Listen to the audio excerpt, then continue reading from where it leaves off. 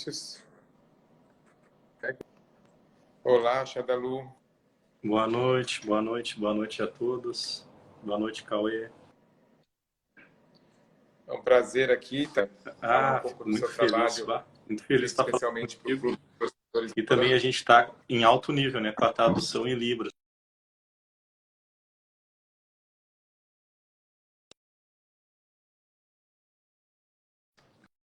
Que seja que seja algo, como se diz, política em todas as que tiver, né? Essas lives.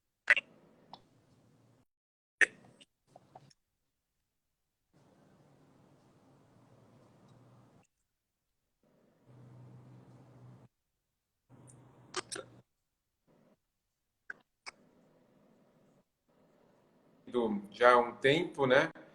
E que parte um pouco dessa percepção de que, de fato, existia uma aldeia ali, né, onde hoje é Porto Alegre.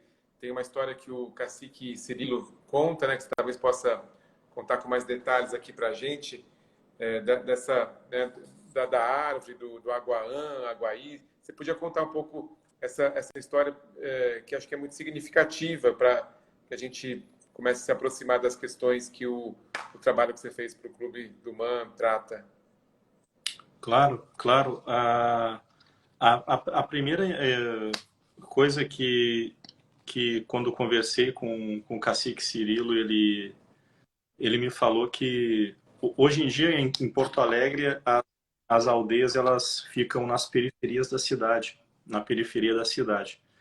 Então o que acontece? Há um movimento de pendulação.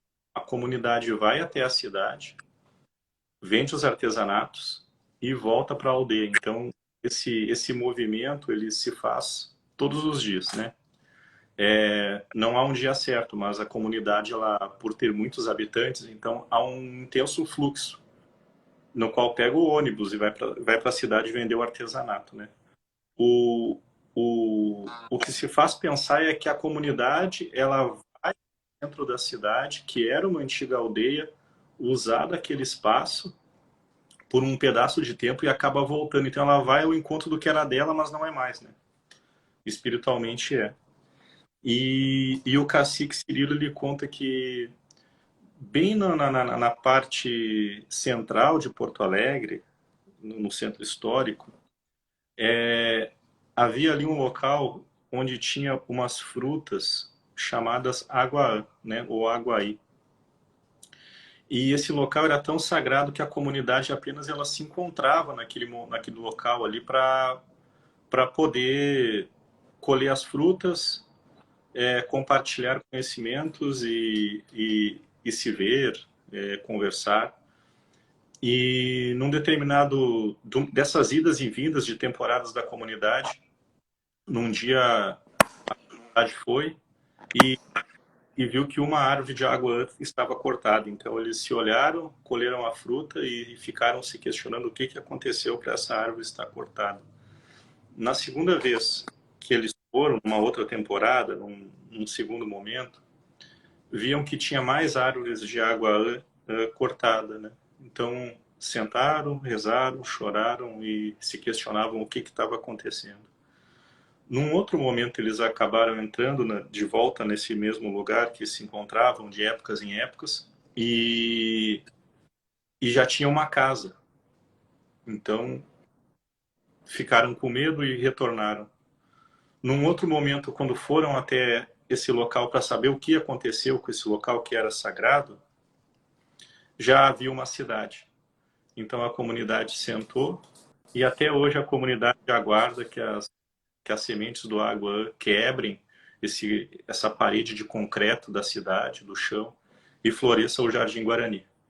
Então esse é um dos contos que é um conto folclórico da cultura guarani gaúcha aqui, né? E a palavra guaíba dizem que vem dessa semente, né, do água que se colhia bem na beira do rio ali. E a partir dessas provocações dentro da comunidade, desses diálogos, Também junto com a Sandra Benites em conversas, essa, essa, re, essa reapropriação mesmo, né, do espaço, mesmo que ele seja espiritual, e, e de territórios flutuantes, porque carregamos territórios dentro da gente. Então, a comunidade ela está sentada ali e é uma maneira de resistência e de mostrar que aquele lugar ainda é nosso, aquele lugar ainda nos pertence, né? E vem de encontro depois com a nossa obra do Nheru, existe uma cidade sobre nós que depois a gente vai falar mais lá da Catedral de Porto Alegre ali. Não sei se tu quer colocar alguma coisa, quer falar Não, alguma mas é legal você tocar nesse assunto, Tia Dalu, porque é muito perverso, né, o modo como o processo de colonização se deu e os indígenas que voltam para Porto Alegre ficam ali sentados como se estivessem numa área que não lhes pertence, como se fossem, né, pedintes, numa situação social de vulnerabilidade. E, na verdade, eles estão numa terra que historicamente sempre foi deles, numa área, como você mesmo fez um outro trabalho, né, chamada uma área indígena, né, literalmente indígena. Existem, né, vários indícios sobre essa ocupação. Essa história é uma dos indícios, né? De fato, né, o território todo da América era uma área indígena. E acho que você, muito acertadamente, com esses cartazes que você fez já há alguns anos e também com os stickers, né, demarcou essa área, né, demarcou essa como área indígena. E acho que é um trabalho, né, que, além de ser, né, um posicionamento político, ele também abre a possibilidade, né, poética de compreensão, né, do Brasil todo como uma área de fato indígena. E assim como a área onde foi construída a Catedral de Porto Alegre e que é da onde parte, né, a obra, né, feita para o Clube do MAM. Perfeito. E quando a gente começa a visualizar assim o mapa arqueológico, né, da cidade de Porto Alegre, a gente vai ver muitos indícios de pequenas aldeias e fragmentos no centro de Porto Alegre e que se estende por todo Porto Alegre. E o mais trágico é que não se respeita esse, esse registro histórico do passado. Hoje em dia, o que se faz é se recolhe esses fragmentos, acaba não dando uma notoriedade, né? Porque eu acredito que há um interesse para não mostrar isso de uma maneira potente como é e rica. Imagina, é o nosso passado histórico, porque tem muitas coisas envolvidas, né? Muitas coisas envolvidas e a gente sabe disso, então acaba que é descoberto os sítios arqueológicos, muitos no centro da cidade, agora descobriram um na zona sul de Porto Alegre, há um tempo atrás, mas já estavam construindo um prédio em cima, então abafaram, e aí a aldeia que foi descoberta agora era de 1492, e era uma aldeia guarani, né? Então encontraram dentro das panelas de barro, mandioca, batata doce, e isso foi noticiado de uma maneira bem pouca. Eu acho que foi um jornal que noticiou isso, sabe? De uma maneira que não se dá o devido interesse, né? Ou se não se faz uma devida, não digo homenagem, mas uma devida colocação no espaço ali, dizendo que não, esse território ele é um território ancestral, como todo território é. E quando a parte da Catedral de Porto Alegre é a parte mais alta do centro, né, chamada Praça da Matriz. E os pilares da principal igreja, né, da cidade, ela tem esses pilares sustentados pelas cabeças indígenas, né? Então, é uma mistura eu acredito, de arte da América Central, né, por causa daquelas cabeças que lembra muito as cabeças olmecas, né, que são cabeças grandes, mas elas têm as fisionomias de cabeças de corpos guaranis, né?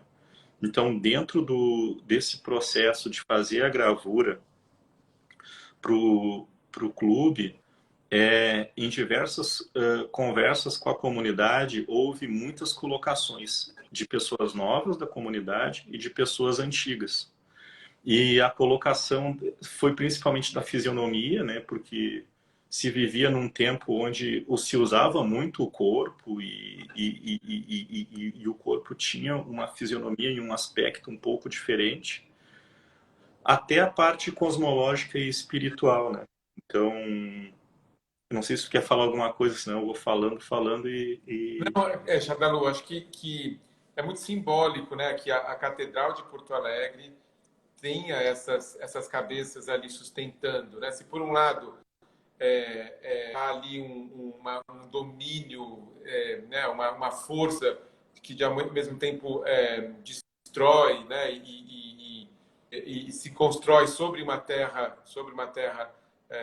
área indígena, ao mesmo tempo tem ali também um indício de que nós sabemos, é quase uma autodenúncia, né? Nós sabemos que aqui já foi terra indígena, mas agora não é mais. Agora é nossa terra, é a terra cristã, se coloca uma cruz, se constrói um monumento gigantesco que é aquela catedral, mas se deixa explícito, né, a imagem indígena ali, que ao mesmo tempo sustenta aquilo e também de algum modo, dizimado. Né? Então tem essa ambiguidade, né, do que está ali como fundamento, como fundação daquelas colunas que sustentam aquele templo, e ao mesmo tempo como um indício da destruição, do genocídio. Né? Essa contradição acho que é muito interessante, né, da gente pensar, porque eles podiam simplesmente ter construído e não terem colocado cabeças indígenas ali. Mas isso foi um gesto, né, que demarca o domínio sobre os povos indígenas, uma aculturação. Você sabe bem sobre todo o trabalho, né, dos missionários jesuítas que vem lá em Alegrete, aqui onde você nasceu, seus antepassados viveram, de todo o trabalho, né, de catequização realizado desde as missões jesuíticas ali no século XVII já, né? E aí essa catedral que é posterior, bem posterior, faz questão de marcar isso, assim, de marcar esse domínio sobre a cultura indígena. Sim, perfeito. E quando a gente começa a falar nesses sistemas de apagamento, o reflexo da imagem do Rio Grande do Sul, ela é um reflexo tão grande que quando se fala fora do estado do Rio Grande do Sul, que no sul, no Rio Grande do Sul existem indígenas, as pessoas elas ficam assustadas.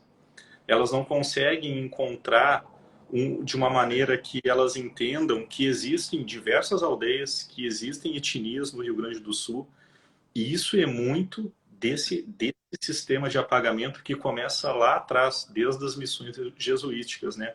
Nesse processo de catequização, nesse processo, como lá na minha cidade, né, de registrar os indígenas, né, como a minha trisavó, depois a minha avó, registrar de uma maneira que eram cidadãos da cidade e não se falava muito explicitamente sobre as etnias. E o reflexo hoje, para nós, dentro do Rio Grande do Sul, é a marginalidade da comunidade, né? Então, enquanto essa catedral é sustentada pelos pilares e por muito trabalho também, que a Igreja Católica ela teve muito trabalho de braçal, corporal da comunidade indígena.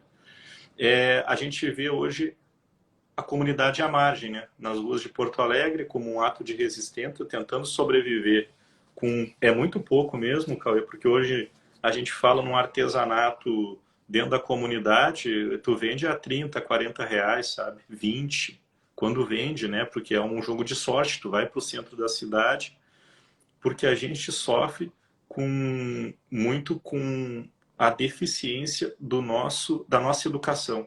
A gente tem um plano de educação muito deficiente. A criança, quando entra na escola, ela ganha um livro que diz a palavra índio, que faz o fetiche do índio ser pelado, andar pelado, de morar em oca. E isso é o reflexo depois da gente quando se torna adulto, né? As pessoas elas se deparam com uma cultura diferente, por exemplo, no centro da cidade ou em qualquer outro lugar, e não consegue aceitar que aquela cultura existe, que ela está viva e ainda está lá. Então, e isso eu acho que é uma grande parte desse estranhamento que gera um preconceito, né? Tem um preconceito que é maldoso, mas eu acho que tem um preconceito do ignorante que ignora, né? Que não quer conhecer, que não quer saber. O, o jeito e como se comporta a cultura que faz parte da nossa sociedade, para depois a gente poder falar que nós somos uma comunidade, né?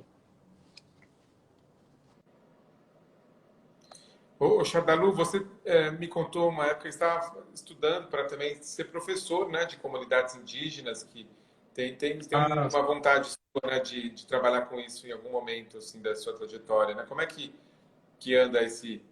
eu sei que você visita com muita frequência várias das comunidades, mas é possível conciliar essa vida atribulada de artista com a de professor? Como está isso? é, esse ano eu acho que eu termino, né? Então já posso lecionar na comunidade.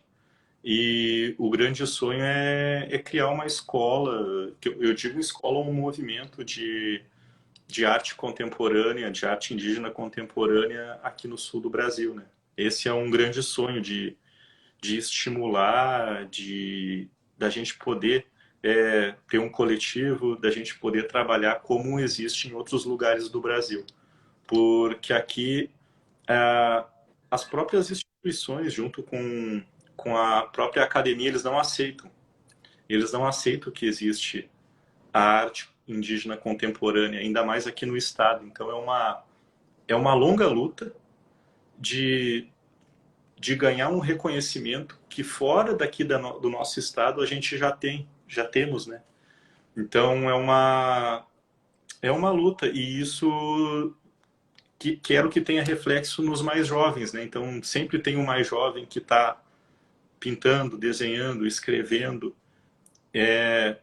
Existe um artista aqui indígena, senhor de idade, que é o senhor Verá, então de fazer algo com ele. Eu acho de unir a comunidade e através também não só da arte, mas eu acho que a arte ela vem de mão dada e casada com a educação, da gente criar um movimento que faça parte da história, né? Eu acho que é o melhor momento para a gente fazer isso. Então, eu faço agora nesse ano, depois que dos compromissos, eu começo a fazer o estágio. Eu quero fazer o estágio lá nas Missões, em Coenju. Já estão me esperando lá, né? Para fazer o estágio com as séries iniciais. O meu sonho é trabalhar com as crianças, né? Eu acho que com os Kringue, né? Trabalhar com as crianças da comunidade e mostrar tudo isso que a gente viajou e viveu, né?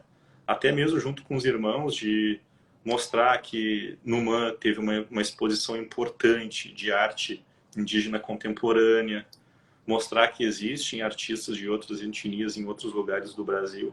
Isso é pouco conhecido dentro da comunidade, né? A comunidade, por mais que exista tecnologia, está longe de algumas coisas, né?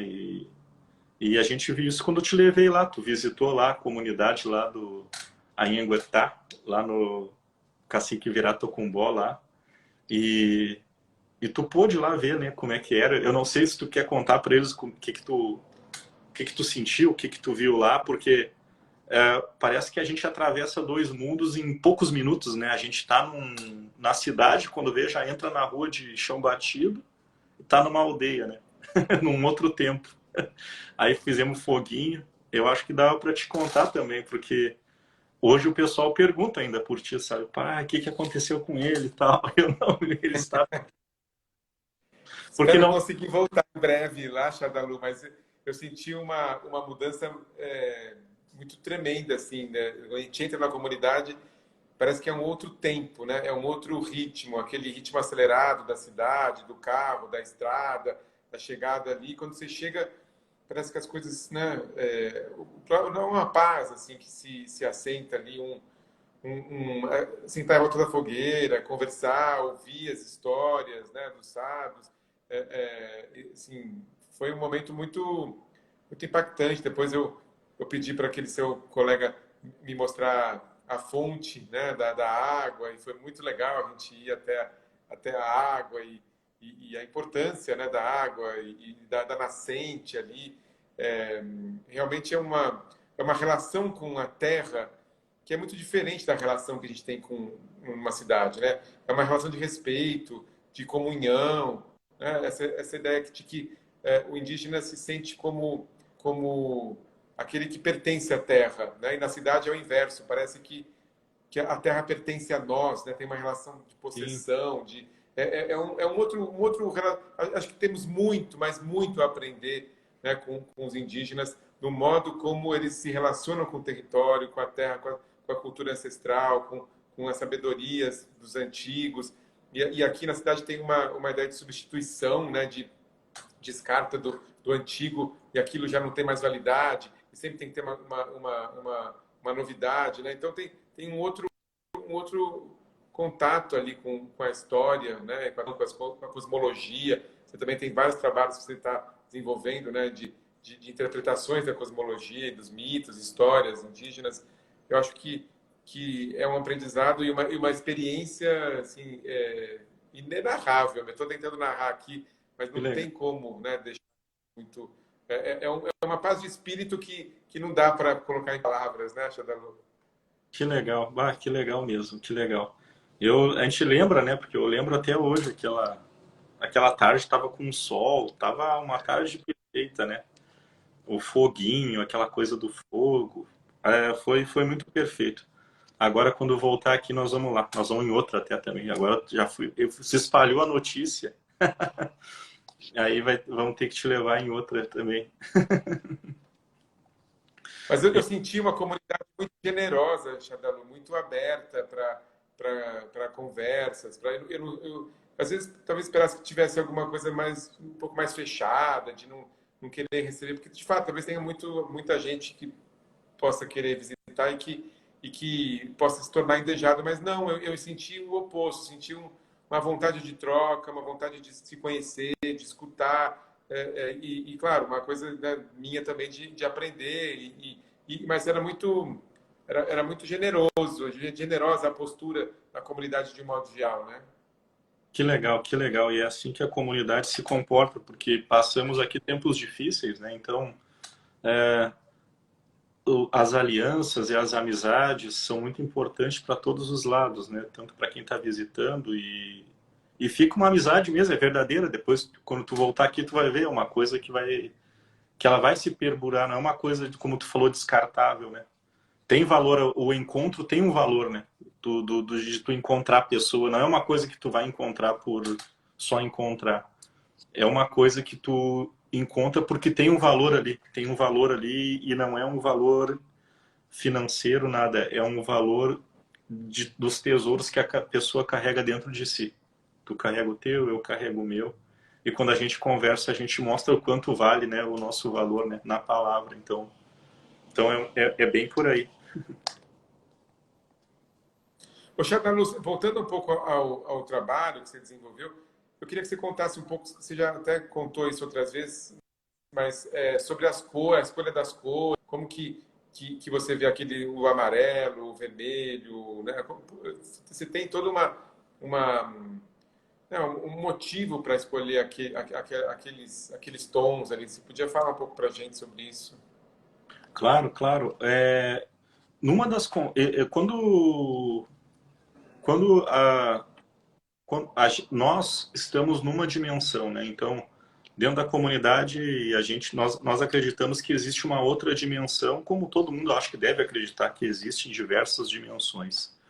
Mas existe uma palavra chamada Inheru, que seria o Pai absoluto, dono do espaço, né? O espírito absoluto do espaço. Então é o espaço, o dono do espaço que habita ali. Ele habita de uma maneira que a gente pode construir uma cidade em cima desse espaço, como foi construído em cima de São Paulo, de Porto Alegre, mas os verdadeiros donos do espaço, eles habitam ali até hoje, numa outra dimensão, né? E, e os filhos desse dono se chama Inherã, né? Inheru, Inherã. Inherã são as almas, né? São os guardiões, né? Que ficam em cada espaço. É como se existisse o Deus mesmo e os espíritos filhos, né? Em cada espaço. E, E quando eu estava fazendo o estudo da cabeça, mostrei as fotos para o sábio lá da Tequaquenju, Carai Mariano, ele me conta que ele me contou uma coisa muito interessante, que ele diz que quando na disputa por território, quando morria um irmão indígena, se ele morresse de uma morte ruim na batalha, o espírito não subia. Ele ficava no território, guardando aquele território, ainda lutando espiritualmente pelo aquele território. Só ia para a morada celestial quem morria naturalmente, né? Morte natural, né? Então aquilo fazia muito sentido para mim, porque eu não tinha essa informação, essa informação. Então, quando eu criei no primeiro momento, eu criei diversas cabeças, eu pensei no sobrepisar sobre cabeças, o empilhamento de cabeças, e de saber que a gente pisa num lugar que a gente, às vezes, muitas vezes, nem sabe a história desse lugar. Então, existe a cabeça do Inheru Pai, né? Segurando uma placa de concreto, como se estivesse esmagado, e escrito, né? Existe uma cidade sobre nós, né? Oi, PTI, Tetã, Nhandeara, né? Em Guarani, né? Existe uma cidade sobre nós, né? E dentro desse estudo de cores, eu misturei o prata do cinza do concreto, né? Na parte da placa que segura aquela palavra, né? Que é como se fosse a cidade tomando conta daquela entidade, né? Mas ao mesmo tempo pedaços da cabeça com a cor ouro, né, mostrando que é um tesouro valioso, e mergulhado dentro de um tijolo de sangue, né? Parece que ele está mergulhado ali dentro de um pedaço de quadrado de sangue esmagado. Mas o que eu mais gosto dela é que ela tem uma áurea amarela, né, que mostra que aquilo está vivo, né? Os olhos amarelos mostram que o espírito está vivo, né? Então, dentro dessa combinação de cores, demorou muito tempo para mim achar, porque eu fui testando, testando, testando. E de colocar essas cores sagradas, né, essas cores nobres, que eu acho que ela é nobre em qualquer tipo de categoria, é ouro e o prata, né? São metais, né? E, e eu acho que a gente teve sucesso assim na escolha, porque depois eu te mostrei, tu adorou. Depois a gente imprimiu, né, na Fundação Iberê com o Herbert. Ficou maravilhoso. E ela tá aí. Ela tá aí e tá muito bonita, né? Tá muito bonita mesmo.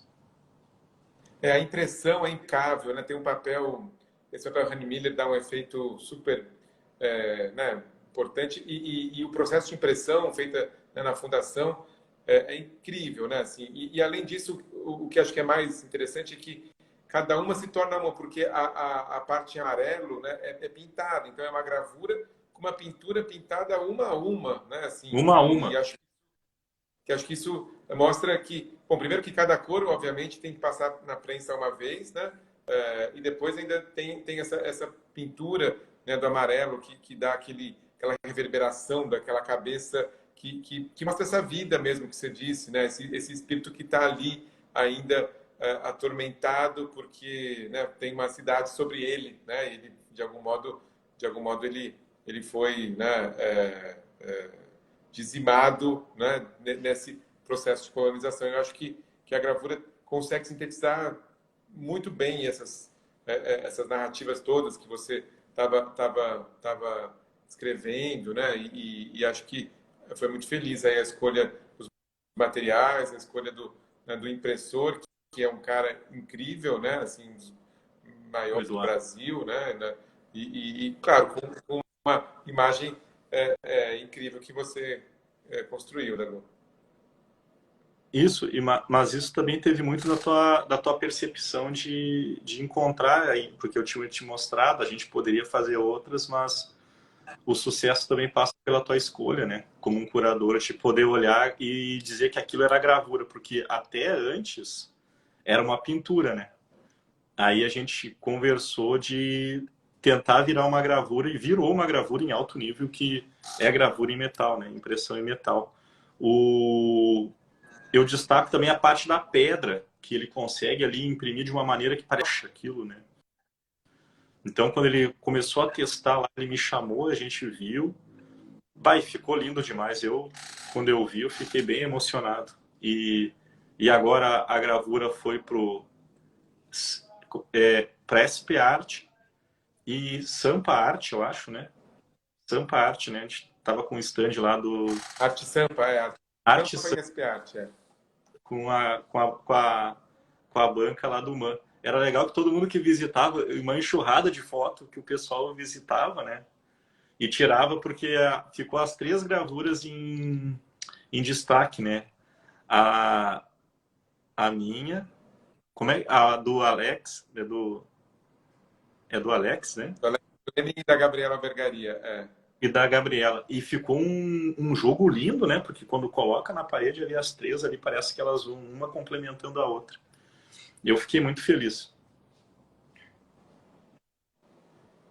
E Shadalu, você tem uma história aí com a gravura e com a coisa da impressão, desde o sticker, o seu trabalho com lambe-lambe, com serigrafia.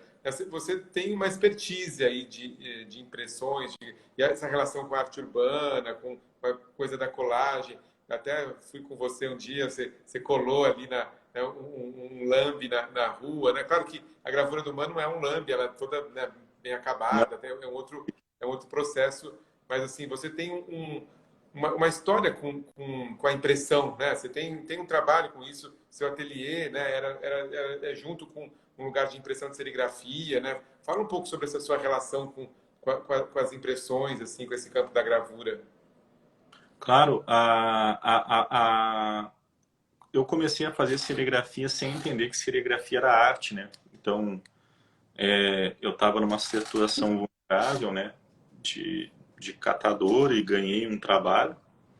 E fui fazendo serigrafia como por trabalho. E já conhecia os movimentos de pichação e grafite de Porto Alegre. Até que um dia um amigo meu, o Céu Pax, ele me apresenta, né? A Sticker Art.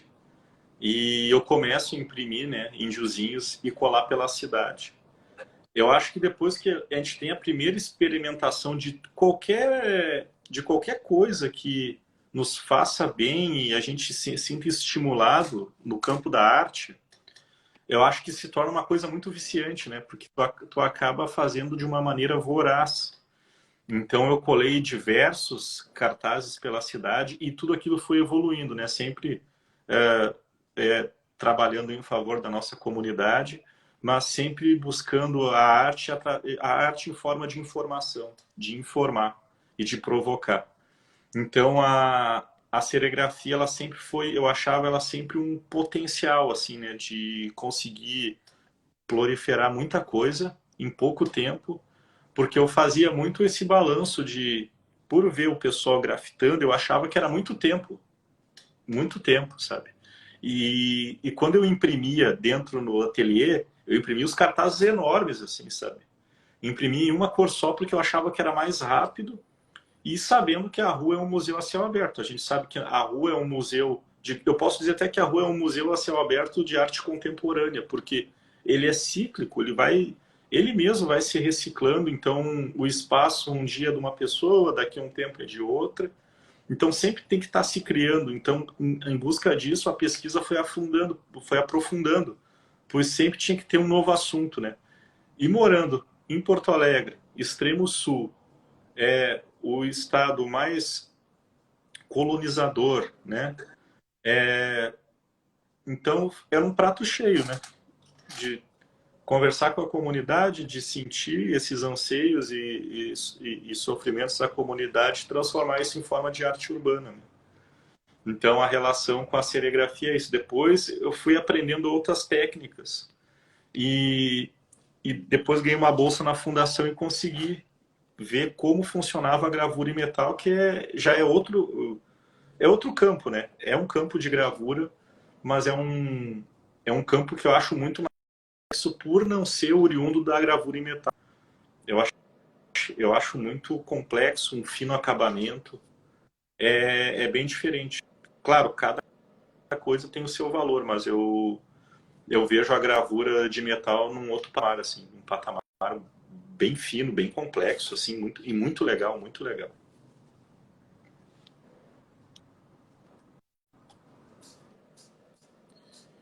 E, Xadá, só para a gente, antes de terminar, você podia contar um pouco dos seus projetos mais recentes, talvez aquele vídeo, né, da sua avó, com a imagem da sua trisavó.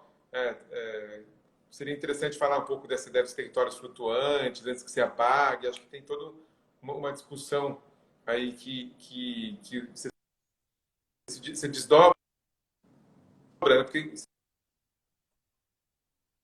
você trabalha com gravura, você trabalha com pintura, você trabalha com vídeo,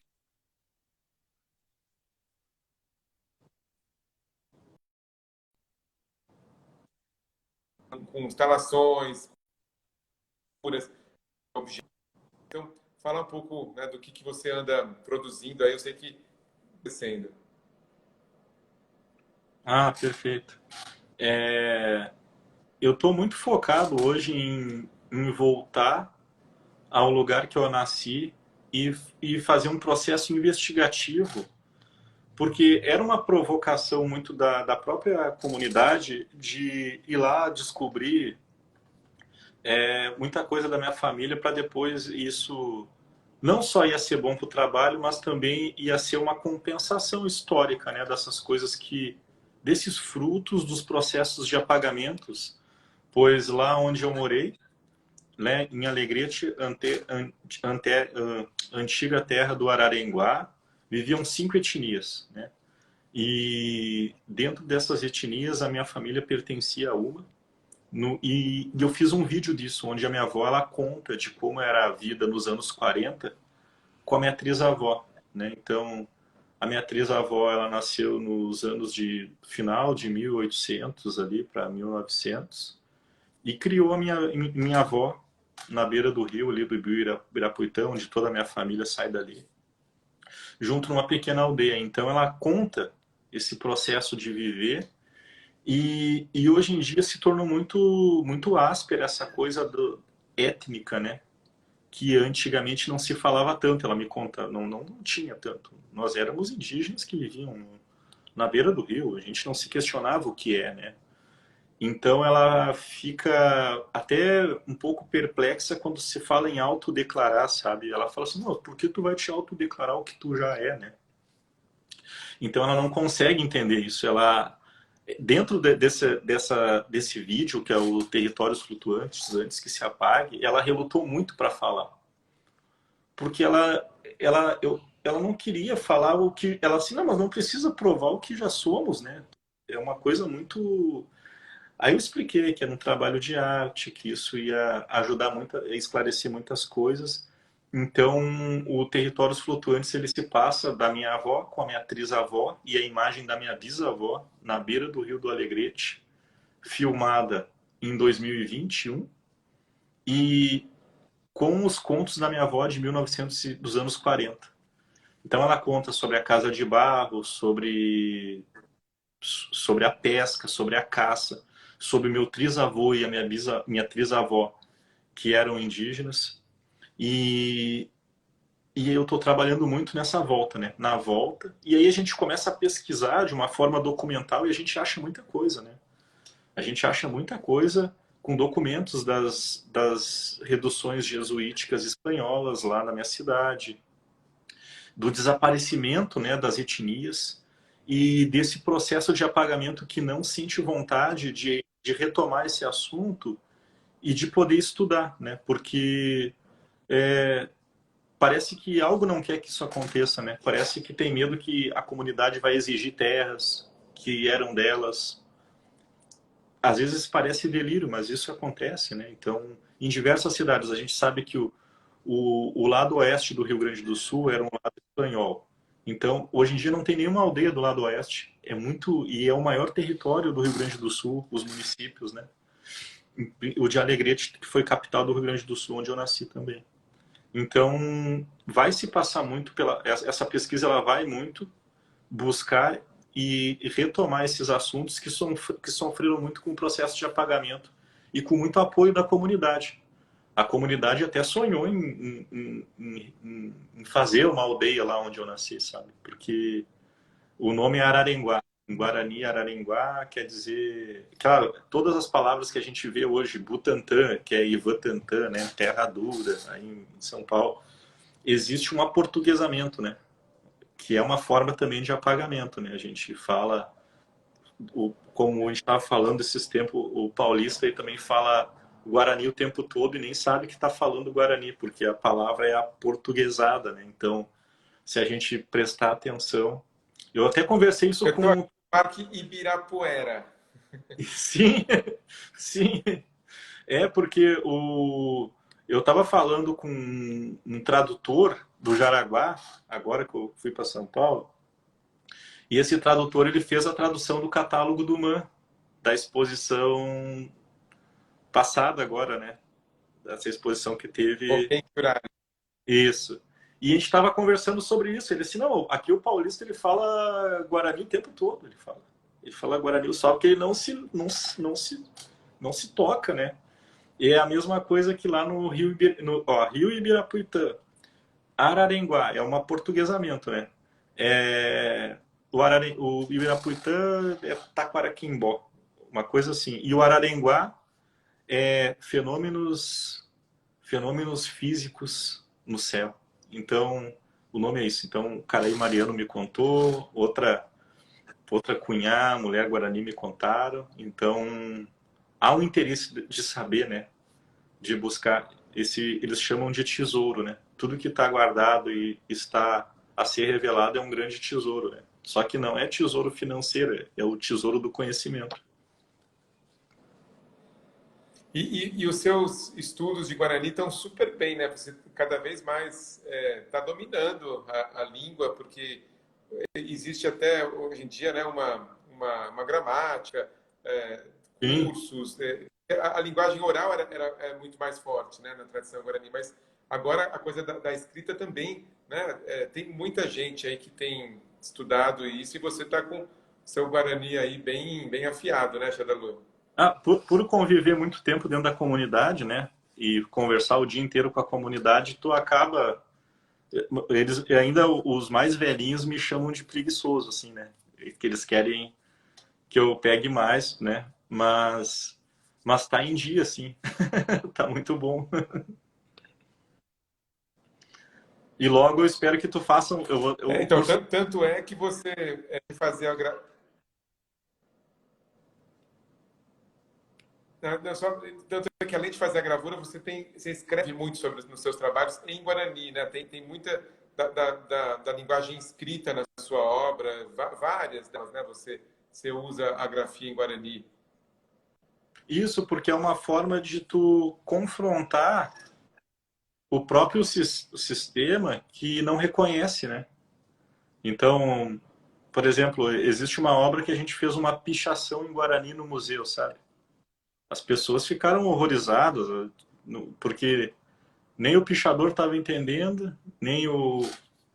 As pessoas ficavam, nossa, tá em pichação em Guarani. E era uma reclamação, né? Uma reclamação de uma tindiari, assim, de uma senhora falando sobre a expulsão, né, dela do território dela.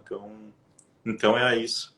Eu acho que aí começa assim sempre o título em Guarani e a tradução em português. A gente inverte para poder, de uma maneira, eu acho que divertida, né, mostrar que existe sim a arte indígena contemporânea, que eu volto a repetir.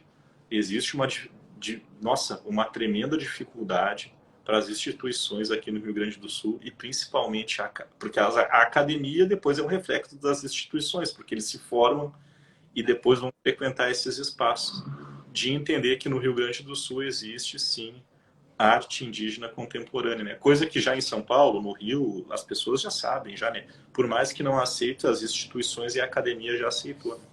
E entende, né? Não é que aceitou, entendeu, né? Eu acho que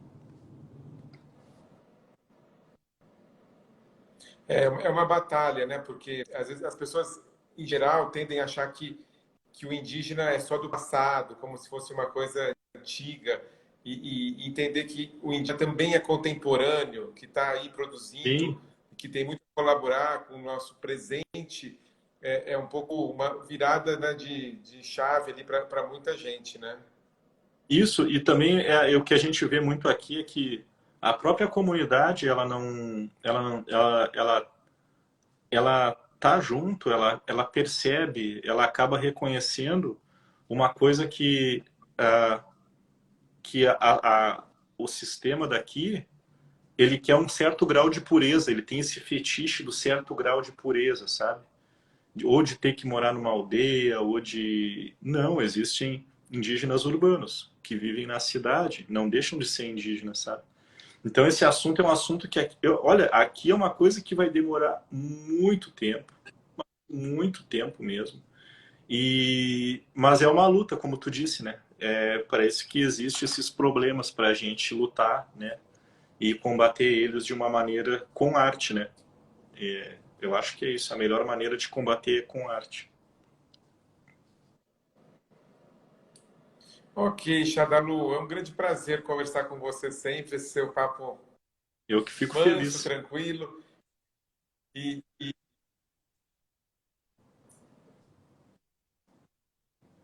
queria Deu uma cortada. convidar todos ali, quem vier ao museu, o trabalho do Shadalu está bem na entrada, ali logo perto da porta, quem quiser ver ao vivo, vir ao MAN, ver a obra de perto, mas no site do museu, ali na aba da obra do Shadalu. Brigadão, Shadalu. Você quer falar alguma coisa aí para encerrar? Ah, sim. Primeiro eu queria agradecer o Man pelo carinho e atenção, toda a equipe ali, né? Todas as meninas ali, o pessoal, tudo a equipe, né? Sempre muito atencioso. A ti, Cauê, e o grupo de curadores. Muito obrigado por tudo. Agradecer também o nosso amigo pela tradução em Libras, muito importante, né? Depois, quando a gente começa a fazer licenciatura, a gente vê o quanto isso é importante, porque é uma coisa que tinha que ser obrigada nas escolas, né? A gente ia poder... Um sistema de linguagem muito avançado, né? Muito avançado. Então, muito obrigado a ele. E todo mundo que esteve aqui, né? Junto com a É o gente. Vinícius que está Muito aqui. obrigado. O Vinícius. O Vinícius. Vinícius, parabéns.